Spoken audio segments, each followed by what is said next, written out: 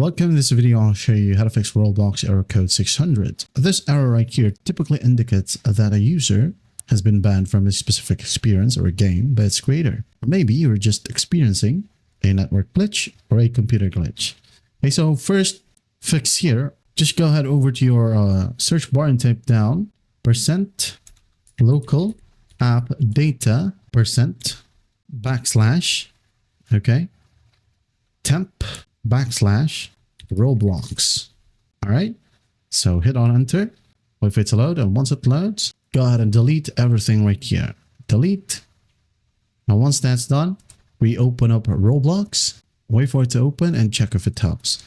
Now if that still won't work, just go ahead and click on more right here, log out and log back in.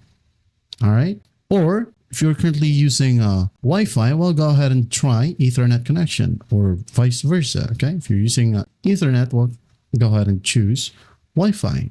All right, now if that still won't work, okay, unfortunately, you must have been banned. So what you can do is just go ahead and look for the game. Okay, for example, you've been banned under this game. So click on it.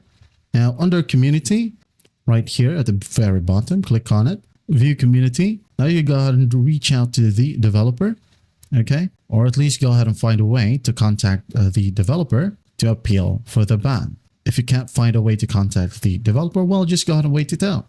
These bans are often temporary or specific to one game, not your entire account, okay? And the last option here that you might wanted to try is that you just basically reinstall the Roblox player, uninstall and re-download it from the official Roblox website.